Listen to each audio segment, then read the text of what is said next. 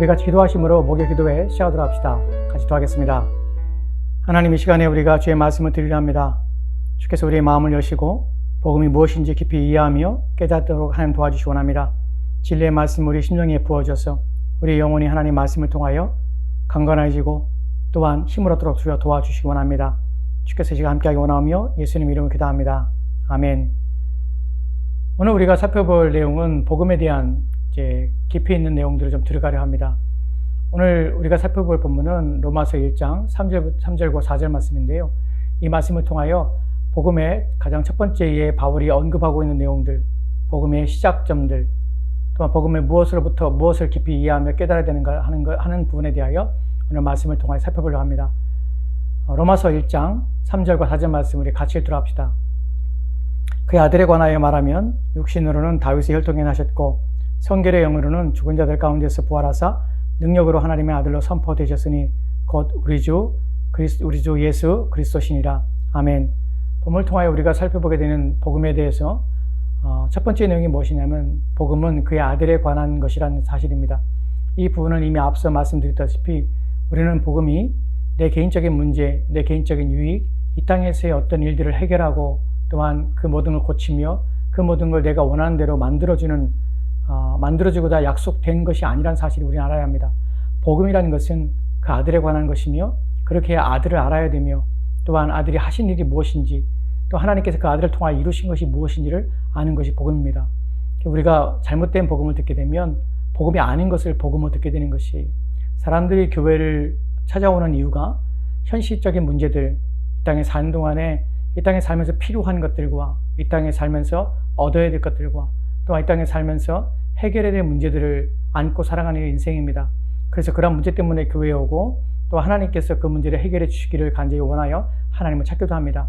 이 자체가 잘못된 것은 아니지만 그러나 복음이 이 문제를 해결해 주거나 또한 그리스도 예수가 이 땅의 것들을 해결해 주기 위해서 우리의 삶의 문제, 우리의 이익과 또한 우리 유익을 하는 것이 우선순위로 주어지는 건 결코 아니라는 사실입니다. 하나님께서 우리의 모든 것들을 주장하시고 모든 것들을 허락하시며 모든 것들을 주십니다.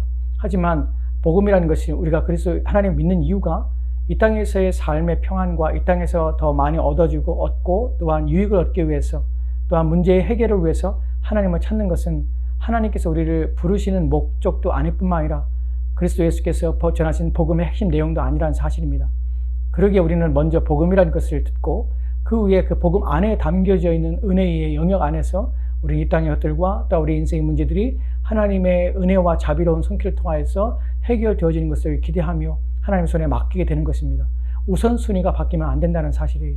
복음에는 먼저 내 개인의 문제, 또한 내 개인의 이익, 내 개인의 유익이 우선되지 않습니다. 복음은 항상 그 아들에 관한 것이고 그 아들 안에서 얻어지는 것이 우리에게 주는 유익이 우선이며 앞서는 것입니다. 그래서 바울이 로마서 1장 3절 말씀에서 그 아들에 관하여라는 말을 시작하는 것이에요.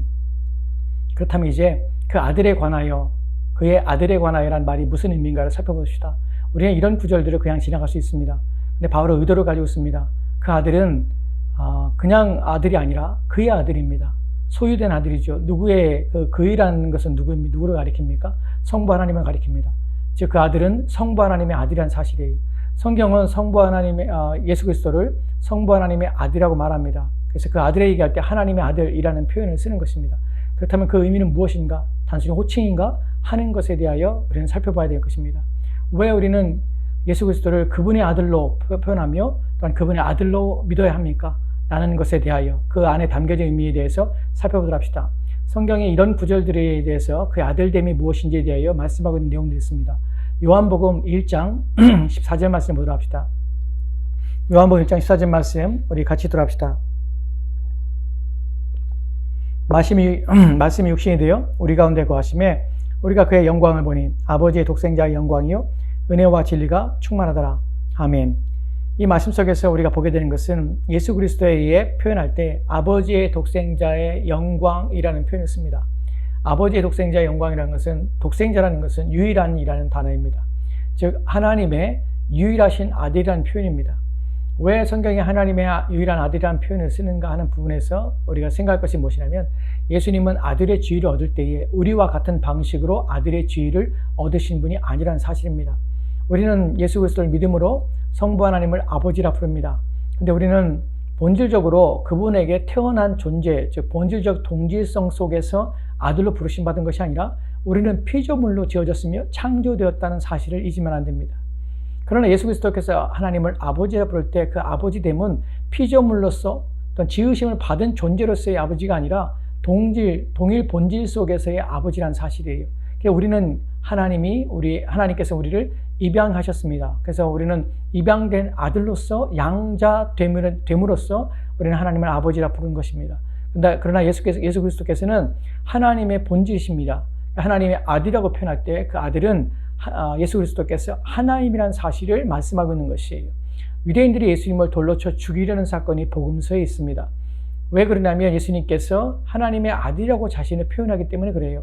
이 말이 그들에게는 참남한 것처럼 보였습니다. 즉 하나님 앞에 불경한 것이지요. 왜냐하면 하나님의 아들이라는 것을 그들이 들을 때에 어떤 의미로 받아들이게 되면 그 자신이 하나님이라고 말하는 것처럼 들려지기 때문에 그렇습니다. 이 부분에 대하여 같은 요한복음 1장 18절 말씀에 이렇게 기록되어 있습니다. 같이 읽도록 합시다. 본래 하나님을 본 사람이 없을 때 아버지 품속에 있는 독생하신 하나님이 나타나셨느니라. 아멘. 본래 하나님이 본 사람이 없습니다. 그런데 아버지의 품속에 있었습니다. 누가 있었냐면 예수 그리스도께 있었습니다. 그런데 그분은 어떤 분이냐면 독생하신, 즉 유일하신 아들로서 하나님이 나타나셨다는 표현을 씁니다. 즉 이 구절에서 중요한 것은 독생하신 하나님이 나타났다는 표현이에요. 더 구체적으로 그분이 누구인가? 바로 하나님이다 라는 것을 나타내는 것이에요. 왜 우리가 예수 그리스도께서 하나님이라는 사실이 중요합니까? 왜 바울은 복음에서 그의 아들 예수 그리스도에 관하여라고 표현하지 않고 하나님의 아들에 관하여라는 표현을 쓰냐면 바로 우리 구원에 있어서 예수님이 하나님이셔야만 되는 이유가 여기에 담겨져 있기 때문에 그렇습니다. 여러분, 우리의 구원에 있어서 가장 중요한 것은 죄 용서받고 죄 책을 사함받는 것입니다. 예수 그리스도께서는 그 일을 위해 이 땅에 오신 것이지요. 그분이 우리를 구원하실 때에 우리 편에서 넘어야 될, 해결해야 될 문제들이 심각한 문제들이 있습니다. 그러나 그것은 우리 편에서 결코 해결할 수 없는 것입니다. 그 부분에서 우리 편에서 우리가 죄 사함받고 용서받는 데 있어서 해결해야 될 몇 가지 난제들이 있는데 그 첫 번째 난제는 무엇이냐면 인간은 다른 인간을 용서하거나 대신하여 죽을 수 없다는 사실입니다. 즉 인간은 다른 인간의 죄를 대신하여서 속죄할 수 있는 능력이 없다는 사실이에요. 왜 그렇습니까? 왜냐하면 모든 인간은 동일한 죄를 졌기 때문에 모든 인간은 죄로 말미암아 사망이 이미 정해졌기 때문에 내가 다른 사람의 죄를 대신할 수 있는 것이 아니라 각자 자신의 죄에 대하여 책임을 지고 죽는 것입니다. 그렇기 때문에 인간 가운데서는 누군가 다른 인간을 위해 구원할 수 있는 방법이 없다는 사실이에요. 두 번째는 피조물 가운데 그러면 인간을 대체해서 죽음 말미암아 인간을 구원할 수 있는 능력이 있는가 하는 부분에서 모든 피조물 가운데 인간을 구원할 만한 능력과 인간의 죄를 대신할 만한 존재가 없다는 사실입니다. 우리가 구약에서 짐승의 제사를 통하여서 사람의 죄가 사함받지 않았습니까? 라는 구절들과 내용들을 보게 됩니다. 예, 그렇습니다. 그런데 그것은 온전한 것이 아니라 잠시 맡겨둔 것입니다. 우리가 로마서 3장 25절 말씀을 여러분이 읽다 보면 지으신 죄에 대해서 간구하셨다는 표현을 씁니다. 그러니까 오래 참으시고 죄에 대해서 간구하신 이유가 무엇이냐면 바로 그 당시에는 예수 그리스도가 없었기 때문에 온전하게 그들을 구원할 방식이 없었기 때문에 이 제사를 통하여서 맡겨두신 것입니다. 그런데 그것이 용서받고 그것이 깨끗한 받았기 때문에 받음으로 말미암아 그것이 주어진 것이 아니라 그 당시에는 그 방식으로 하나님께서는 이제 간구하셔서 즉 그냥 모른 척하고 지나가셨다는 것이에요. 근데 이제 모형이 아니라 실제가 오심으로 예수 그리스도 통해서 이제 완전한 죄사함의 일들이 일어나게 된 것입니다. 이 부분을 잘 말하고 있는 것이 히브리서 9장과 10장에서 이 부분을 잘 말하고 있는데 9장에서는 개혁될 때까지 구약에 있는 내용들은 개혁될 때까지 즉 온전하게 될 때까지 맡겨둔 것이고요. 그 다음에 10장에 있어서는 짐승의 제사로 황소의 피로 말미암아 사람의 죄가 깨끗하며 양심이 깨끗해질 수 없다고 성경이 말하고 있습니다. 왜냐하면 그것으로 말미암아 죄가 사함받을 수가 없기 때문에 그렇습니다. 바로 인간의 죄는 인간으로 말미암아 죄 사함을 받아야 되는데 모든 인간은 죄인이기 때문에 다른 사람의 죄를 대신할 수 없다는 것이 문제입니다. 더하여서 어떠한 인간이 여기 더해서 왜 예수님이 우리 죄를 사할 수 있는가, 왜 그분의 신성 하나님의 됨이 왜 중요한가 우리의 구원에 있어서. 왜냐하면 모든 인간이 하나님 범죄에서 하나님의 진노를 당할 때 그 진노를 감당하고 만약에 누군가 죄가 없는 사람이 있어서 그 죄 없는 사람이 다른 사람의 죄를 담당하고 그 죄책을 짊어질 때에, 짊어짐을 당할 때에, 그가 하나님의 진노가 그 위에 쏟아질 때에 그가 인간 개인으로서, 인간의 능력으로서 하나님의 진노를 담당할 수 있는가 하는 부분에 성경은 그럴 수 없다는 거예요. 모든 인간은 하나님의 진노 앞에 섰을 때에 그 진노를 감당할 만한 능력이 없다는 사실입니다. 여기서 우리의 구세주는 어떤 분이냐면 인간보다 뛰어난 능력을 가지고 있으며 하나님의 진노를 능히 감당할 만한 능력을 가지고 있어야 한다는 사실이에요. 그래서 우리는 여기서 우리의 구세주가 반드시 인간을 뛰어넘는 신성을 가진 신적인 존재한다는 사실을 우리가 알게 됩니다. 또 하나, 만약 누군가 죄 없는 인간이 다른 사람의 죄를 대신하여 죽을 수 있다면, 그런 일이 가능하다면 그 사람이 죽어서 누군가의 죄를 죄책을 담당할 때에 그 사람은 온전히 한 사람의 몫의 죄책을 담당할 뿐이지 모든 인간의, 모든 죄 지은 인간들의 모든 죄를 담당할 수 있는 능력을 없다는 사실입니다. 그래서 여기서 우리는 또다시 그리스도께서 왜 신성을 입고 왜 하나님이 이 땅에 오셔야만 되는지에 대한 내용들을 우리가 이해할 수 있다는 것이에요. 로마서 1장 3절과 4절 말씀에서 다시 이 말씀을 통해서 우리가 이제 또 다른 내용들을 살펴보도록 합시다. 같이 돌아갑시다. 그의 아들에 관하여 말하면 육신으로는 다윗의 혈통에 나셨고 성결의 영으로는 죽은 자들 가운데서 부활하사 능력으로 하나님의 아들로 선포되었으니 곧 우리 주 예수 그리스도시니라. 아멘. 이 구절에서 이제 우리는 그가 왜 하나님이셔야만 되는지, 왜 그의 아들이라는 표현이 왜 복음인지 하는 것을 우리가 알게 되었습니다. 이제 그분이 하나님으로서 우리의 죄를 담당할 수 있는 능력을 가지고 계시고 모든 일을 구원할 만한 능력을 가지고 계시지만 그분이 그 상태로, 하나님이 있는 상태로 우리의 죄를 대신할 수 없다는 사실이에요. 왜냐하면 인간의 죄는 인간이 담당할 수밖에 없기 때문에 인간이 되셔야만 할 필요성이 여기에 있는 것이에요. 우리가 읽었던 로마서 1장 3절과 4절 말씀에서 이렇게 표현합니다. 그래서 육신으로는 다윗의 혈통에 나셨고, 왜 그분이 사람이 되시는 성육신의 일들이 필요하냐면 바로 우리의 구원, 우리의 죄 문제를 해결하기 위한 방식이 바로 사람이 죽어야 되기 때문에 그분이 사람이 되셨다는 것이에요. 본문에 보면 육신으로는 다윗의 혈통에 나셨고라는 표현을 씁니다. 여기서 우리가 하나 더 이해해야 되는데 무엇이냐면 다윗의 혈통으로 나셨다는 표현이 그가 성육신 되었다는 의미가 여기서 우리 가운데 분명히 이해될 부분이 있다는 것이에요. 나셨다고 표현할 때 우리는 태어났다고 의미를 이해를 합니다. 하지만 이 원래의 단어의 의미는요, 태어나셨다는 것이 아니라 되셨다는 표현을 씁니다. 왜 되셨다는 표현이 왜 중요하냐면, 왜냐하면 예수님은 다윗의 혈통으로 태어나신 것이 아니기 때문에 그래요. 이거 오해하면 안 됩니다. 무슨 말이냐면 다윗의 혈통의 육적으로, 즉 인간이 태어나는 방식으로 해서 다윗의 후손으로 이 땅에 오신 것이 아니라는 사실이에요. 이 부분에서 마태복음 22장 42절 말씀에 이런 질문을 예수님께서 유대인들에게 하시는 것을 보게 됩니다. 같이 돌아갑시다. 너희는 그리스도에 대하여 어떻게 생각하느냐? 누구의 자손이냐? 대답하되 다윗의 자손이니이다. 아멘. 그리스도는 누구의 자손이냐? 예수님 묻습니다. 그저 다윗의 자손이라고 합니다. 그래서 예수님께서 다시 질문하십니다. 마태복음 22장 43절 45절 말씀입니다. 같이 읽읍시다.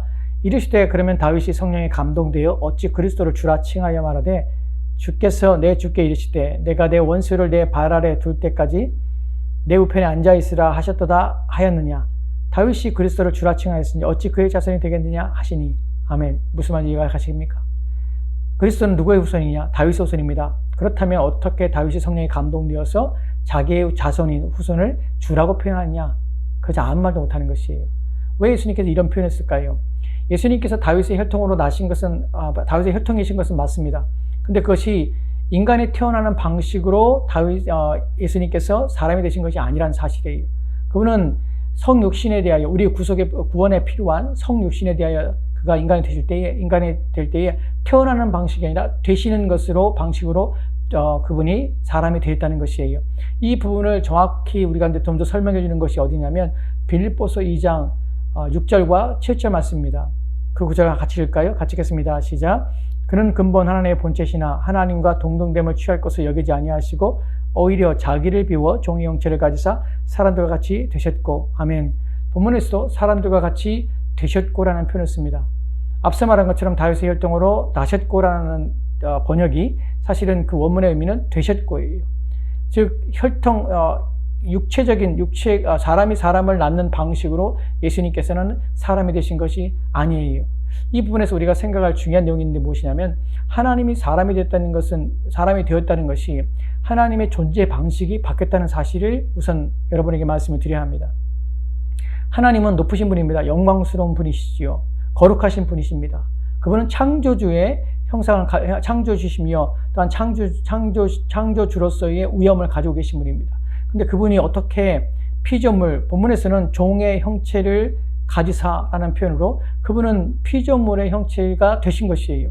즉 존재 양식이 보이지 않는 하나님의 영광과 위엄이 아니라 보이는 그리고 피조물 중에 하나인 종과 같은 연약하고 약한 또한 인간의 형체를 가지신 인간의 되셨다는 것이에요. 이 부분이 그분이 얼마나 낮아졌냐 하는 부분을 우리가 이해하게 되는 것이에요. 그래서 빌립보서 2장 8절과 9절, 8절에서 이렇게 말하는 것이에요. 사람이 되사 어떻게 해요? 자기를 낮추시고 사람과 같이 되사 자기를 낮추시고 죽기까지 복종하였으니 그 십자가에 죽으심이라. 즉 이 낮아짐이 왜 이런 표현을 쓰게 되냐면 자기를 낮추셨다는 것이 하나님의 존재 양식이 전혀 다른 방식으로 존재하게 된 것이 피조물의 존재 양식을 같이 포함하고 있다는 것이 이것이 우리 편에서는 어떤 의미가 우리 편엔 그 깊은 의미가 없는 것처럼 보이지만 우리가 하나님의 높으심과 영화로움과 영광을 안다면 그분이 어떻게 종이 되셔서 종의 형상을 가질 수 있을까 하는 것들을 우리가 생각해 보게 됩니다. 이것이 복음이 가지고 있는 놀라운 은혜이자 우리가 깨닫게 되는 또 우리의 구원에 대하여 우리가 감사하게 되는 이유가 됩니다. 얼마나 놀라운 것입니까? 하나님의 종의 형상을 가지시고 종의 형상의 그 형태를 유지하고 계시다는 것. 지금도 예수 그리스도께서는 여전히 육체를 가지고 계시며 여전히 또한 그 안에서 신성이 있습니다. 그래서 인성과 신성을 두 가지 다 가지고 계신 것이에요. 다시 이 부분에서 로마서로 돌아가서 1장 3절 말씀에서 육신으로는 다윗을 통해 나셨고 하는 것이 태어났단 말이 아니라 되셨다는 의미를 말씀드렸습니다. 어떻게 되신 것입니까? 육신으로는 표현이 바로 바울이 말하고자 하는 핵심 내용이에요. 그래서 3절 말씀에서 육신으로라는 것은 단순히 몸으로라는 말이 아니에요. 이 부분에서 예수님의 성육신에 대해 우리가 중요하고 또한 어렵지만 여러분이 반드시 이해될 내용이 있습니다. 무엇이냐면 제가 나중에 여기 말씀드릴 내용 때문에 그래요. 성경에서는 우리에게 예수 그리스도를 바라보라, 또한 예수 그리스도를 주목하라, 생각하라, 또한 예수 그리스도의 고난받음에 깊이 묵상하라 이런 표현을 씁니다. 근데 우리가 만약에 그분이 인간이 아니셨다면, 우리와 같은 몸이 아니셨다면, 우리와 같은 사람이, 우리와 같은 존재가 아니었다면 그분이 당하신 것은 우리가 생각할 때 하나님이시니까 참고 견딜 수 있고 하나님이시니까 괜찮을 것 같고 하나님이 당하신 고난과 하나님의 고난을 극복하는 방식과 우리가 고난을 극복하는 방식은 차원이 다르지 않을까. 왜냐하면 그분은 능력이 있고 또한 힘이 있고 전능하신 분이니까 라고 생각할 수 있습니다. 근데 그렇지 않다는 것이 이 성육신 부분을 분명히 이해해야만 그분을 왜 본받으라, 또한 그분을 바라보라, 그분을 주목하라, 그분을 생각하라 하는 것이 왜 주어졌는지를 우리가 알게 돼요. 왜냐하면 그분이 사람이 되는 방식은 이런 부분 때문에 그렇습니다. 본문에서 육신이라고 표현할 때 그분이 신성으로 계시던 눈에 보이지 않는 하나님의 영광 가운데 있던 예수 그리스도께서 하나님이신 그분이 사람이 되실 때에 사람의 몸을 우리는 입었다는 표현을 쓰기도 하지요. 그런데 입었다는 것은 이런 의미는 아닙니다. 사람의 몸에 입으셨다는 것은 사람이 있는데 그 사람 가운데 마리아의 태 속에 사람이라는 것이 잉태되어서 성령을 통해 잉태되어서 그 안에 하나님의 영이 들어가서 그 사람이 이제 예수라는 사람이 된 것은 아니에요. 하나님이신 하나님의 영이 단순히 사람 몸을 취하여서 단순히 사람이 되신 것은 아니라고요. 왜 그러냐면 그렇다면 예수님께서 십자가에 죽으실 때에 예수님은 죽지 않으시고, 왜냐하면 하나님이 죽지 않죠. 죽지 않으시고 예수님의 신성이 나가셔서 그냥 육체만 죽은 것이에요. 그것은 생명이 없는 육체가 그냥 죽은 것이죠. 그러면 우리의 구원에 있어서 그분이 죽었다는 표현이 성경이 말하는 것이 거짓이 되고 잘못된 것이에요. 성경이 뭐라고 말하냐면 예수 그리스도께서 죽으시고 그 영혼을 하나님께 의탁하시고 하는 표현들을 씁니다. 이 말의 의미가 무엇이냐면 예수님께서는 성육신 되실 때 본문에서 육신을 할 때 단순히 몸을 취하신 것이 아니라 그분이 인간이 되신 것이에요. 어떻게 되냐면 우리가 성경에서 누가복음에서 성령을 통하여서 마리아에게 역사하셔서 그분이 성령으로 잉태되는 것을 우리가 볼 때에 우리가 지극히 크신 능력이 마리아를 덮고 그로 말미암아 성령을 통하여서 예수님이 잉태됩니다. 그때 우리는 성경 전체에서 어떤 진리들을 우리가 발견하게 되냐면 그가 죄가 없는 가운데서 사람이 되신 것이에요. 사람이 되실 때에 그는 어떻게 하셨냐면 마리아의 살과 또한 그 피를 통하여서 그의 마리아의 인성을 예수님께서 취하신 것이에요. 우리는 그렇게 설명을 합니다. 성경은. 이 말이 무슨 의미냐면 예수님께서는 참으로 인간이 되셨다는 것이에요. 인간의 몸 안에 들어오신 것이 아니라 인간이 되신 것이에요. 그래서 우리는 그분이 온전한 인성을 소유했다고 성경이 말하는 것을 우리가 보게 되는 것이에요. 그래서 우리는 예수님께서는 전혀 다른 존재 양식으로 지금 존재하는 것입니다. 예전에는 예수님께서는 이 땅에 오시기 전에 거룩하신 하나님으로 존재하셨어요. 영으로. 그런데 이 땅에 오셔서 인간의 마리아의 살과 피를 통해서 인성을 취하심으로 그분이 인간이 되신 것이에요. 그래서 그분에는 영혼이 우리와 같은 동일한 인성을 가지게 된 영혼을 가지고 있는 인성을 가지고 있는 영혼을 가지고 있는 존재가 된 것이에요. 그분은 동시에 신성을 가지고 있지만 영혼을 가진 우리와 같은 존재가 된 것이에요. 사람이 되신 것이에요. 그래서 그분이 지금 두 가지의 성품 가운데 있죠. 하나는 하나님의 성품인 신성을 가지고 있고 또한 두 번째는 우리와 같은 동일한 인성을 예수님께서는 소유하고 계신 것이에요.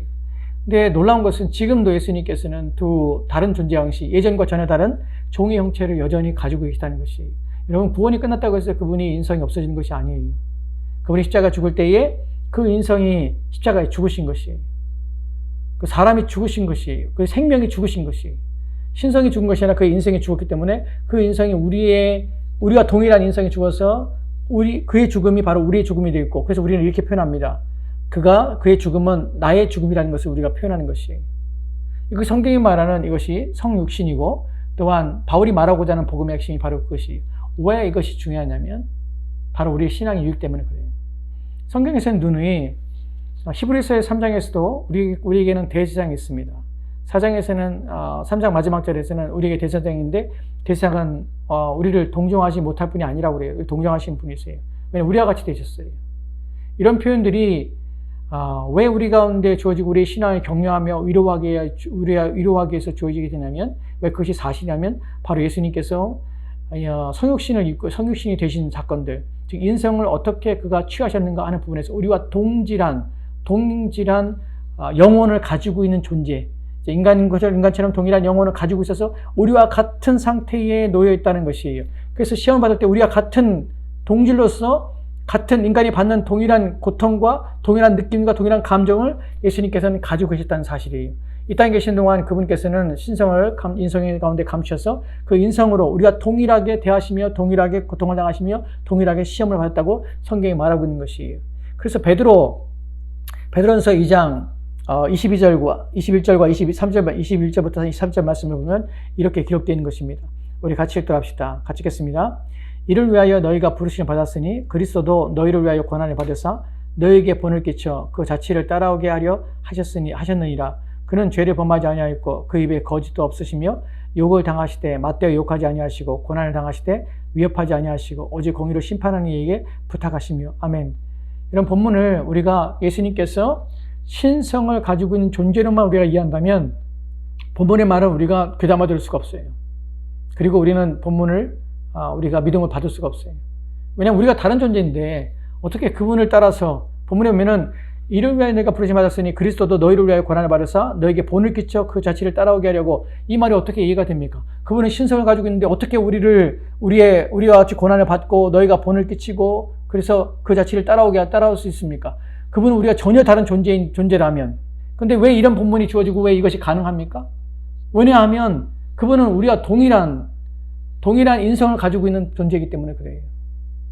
우리가 가지고 있는 영혼처럼 동일하게 인간의 영혼을 가지고 있는 존재, 가지고 있으셨다는 것입니다. 그래서 그분이 당하는 것들이 동일하게 우리가 느끼는 것과 동일한 경험과 또한 동일한 내용을 담고 있습니다. 목마르고 배고프고 또한 마음이 고통스럽고 또한 추움을 경험하시고 더위를 경험하시고 이 모든 것들을 다 우리처럼 동일하게 경험하시고 또한 맛보신 분이라는 사실이에요. 그래서 이런 본문이 주어지고 이 본문을 통해서 우리가 예수님을 쫓아야 됨을 이게 알게 되는 것이에요. 예수님이 우리 가운데 모범을 보이신 것이에요. 우리가 히브리서 3장 1절 말씀에 3장 2절 말씀에 이렇게 표현되어 있죠. 1절 말씀에 너희의 생각을 예수를 깊이 생각하라는 표현을 씁니다. 예수님을 깊이 생각하는 이유가 우리와 동일한 성품을 인성을 가지고 있기 때문에 예수님께서 하신 것들은 바로 우리도 할 수 있는 것을 예수님께서 보이시고 우리에게 모본을 보이시는 것을 보이셨기 때문에 우리가 그것을 볼 때마다 우리가 쫓아갈 수 있다는 것이에요. 또한 히브리서 12장 2절 말씀에서 동일하게 그런 표현들을 쓰고 있습니다. 예수님께서 어떻게 하셨습니까? 예수님께서 우리를 위해 고난을 당하시고 이런 모본을 보셨기 때문에 우리 가운데 뭐라고 하냐면 너희로 하여금 예수님을 바라보라는 표현을 쓰는 것이에요. 왜 우리의 신앙에 있어서 예수님께서 인성을 취하시고 인성이 되셔서 그리고 이 땅에 사는 동안에 예수님 우리와 동일한 본질 속에서 예수님이 살았다는 것이 우리로 하여금 모본을 보시고 우리의 신앙을 동기를 부여하고 우리로 하여금 믿음으로 살게 하시고 이것이 가능함을 알리시고 또한 그렇게 삶으로 말미암아 예수님의 발자취를 쫓게 하시는 것들이 그래서 가능한 것이에요. 그래서 우리 가운데 주어지고 우리 가운데 명령되어지는 것이에요. 그래서 베드로전서 지금 우리가 읽었던 2장 21절 말씀이 이렇게 시작하는 것이에요. 이를 위하여 너희가 부르심 받았으니. 여러분 이것 때문에 우리가 부르심 받은 것이에요. 다른 문제가 아니에요. 우리가 다시 돌아가서 복음에 대해 생각할 때 복음이 왜 주어졌는가? 복음은 내 문제를 위해서가 아니에요. 본문처럼 지금 말하는 것처럼 이를 위하여 주어진 것이에요. 무엇을 위해서요? 그리스도도 너희를 위하여 고난을 받으셨고 본을 끼쳐서 그 다음에 자기의 발자취를 쫓아오게 하는 것이에요. 근데 어떻게 했습니까? 그는 죄를 범하지 아니하셨어요. 입에 거짓말도 없으시고 욕을 당하시되 맞대 욕하지 아니하시고 고난을 당하시되 위협하지 아니하시고 무엇하십니까? 오직 공의로 심판하신 이에게 부탁하시는 것이. 예수님이 이렇게 사신 것이. 왜 이렇게 하셨냐면 이것이 바로 우리 가운데 모본을 보이시고 그래서 그분을 쫓게 하시는 것이. 이것이 복음이에요. 이것을 위해서 우리가 부르심 받은 것이에요. 고난을 친히 당하신 이유가 바로 우리 때문에 그래요. 우리에게 모본을 보이시기 위해서 사람이 되셔서 우리가 이 땅에서 고난을 당하는 것, 사실 우리가 당하는 고난, 우리가 이 땅을 살면서 당하는 어려움들, 사실 이것이 우리의 개인적인 문제라고 생각하시지만 나만 당하는 문제라고 할 수 있지만 그렇지 않아요. 예수님께 이 땅에 사신 동안에도 동일하게 우리가 안고 있는 문제들, 현실적인 문제들, 어려움들, 그 모든 것들을 당하셨습니다. 근데 그것을 예수님께서는 참으셨죠. 그래서 그분이 참으신 것은 고난을 받으셨습니다. 또한 모욕을 받았습니다. 근데 같이 모욕하고 복수하지 않으시고요. 고난을 받으시되 그것에 대하여 위협하지도 않고요. 또한 그 입술에는 거짓이 나왔던 속이는 것이 없었습니다. 그리고 죄를 범하지 않았습니다. 예수님의 인성 속에서 사시면서 그분은 그렇게 사신 것이에요. 이런 모든 어려움 속에서 그분이 추구하고 또한 했던 것이 무엇이냐면 오직 공의로 심판하신 이에게 부탁하시면서 사신 것이에요. 이것을 위해서 부름받았고 이것이 가능함을 누가 증명하셨냐면 바로 예수께서 인성을 입으시고 인성이 되셔서 이 땅에 오신 예수 그리스도가 바로 고난을 받으시고 또한 그것으로 모본을 보이시고 그래서 그의 발자취를 쫓아 살도록 우리를 불러주신 것입니다. 이것이 바로 바울이 말하는 복음의 중요한 내용 중에 한 부분입니다. 그분이 누구신가? 그분은 하나님이십니다. 왜 하나님이시는가 생각해 보십시오. 그리고 하나님이신 동시에 그분이 인간이 되셔야만 이유가 무엇입니까? 그분은 어떻게 인간이 되셨습니까? 인간이 되는 과정 속에서 또한 인간이 될 때에 그분은 어떻게 인간이 되셨고 또한 그것이 왜 중요합니까? 그리스도께서 인간이 됐다는 것은 우리 죄 사함만 아니라 우리의 구원에도 유익이 되며 우리에게 모본을 보이시려고 했다는 사실을 우리는 잊지 말아야 합니다. 그렇기 때문에 우리가 그리스도께 우리를 돕는 것은 십자가를 위해서 죽으심하냐 우리를 돕는 것, 또 우리 죄를 사하는 것으로 그의 사역이 끝난 것이 아니라 지금도 우리를 위해 돕고 계시며 이 땅에 사는 모든 그분의 행위가 이 땅에 살았던 그분의 모든 삶이 바로 우리를 위함임을 우리가 알게 되는 것입니다. 그래서 우리에게 유일한 선생이 계신데 바로 예수 그리스도시며 우리가 바라봐야 유일한 대상이 바로 그리스도 예수십니다. 그래서 복음은 예수 그리스도이십니다. 그분을 더 깊이 아는 것이고 그분을 생각하는 것이고 또한 그분에 대하여 이해하며 깨닫는 것입니다.